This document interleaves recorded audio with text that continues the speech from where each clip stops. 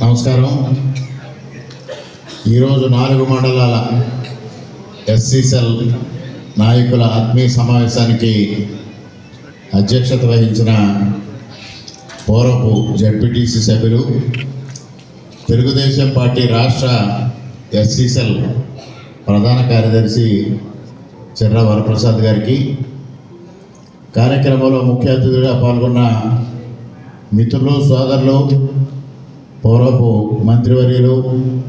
Telugu Desam party జాతీయ ప్రధాన కార్యదర్శి జవహర్ గారు, అదేవిధంగా పెద్దలు, పూర్వపు శాసనసభ్యులు అయ్యాజీ వేమ గారికి, అదేవిధంగా మిత్రులు, తెలుగుదేశం పార్టీ రాష్ట్ర అధికార ప్రతినిధి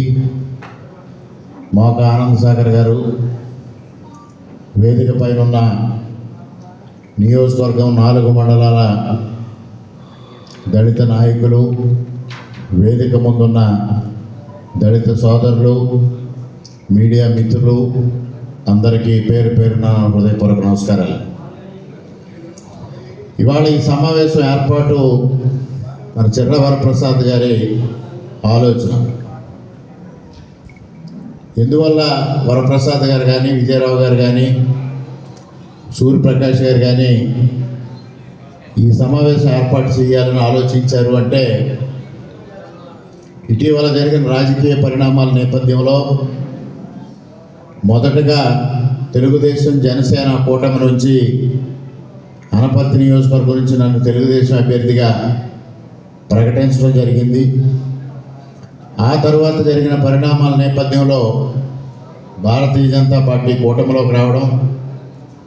అనపర్తిని భారతీయ జనతా పార్టీకి కేటాయించడం, అటువంటి పరిస్థితిలో కూటమి పెద్దలందరూ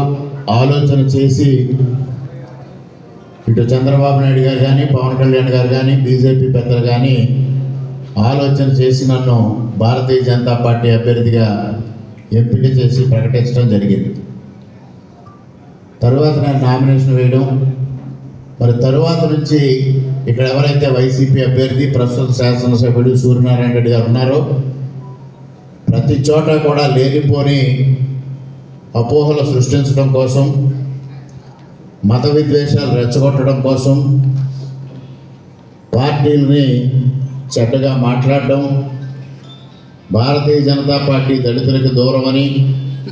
భారతీయ జనతా పార్టీ మతతత్వ పార్టీ అని,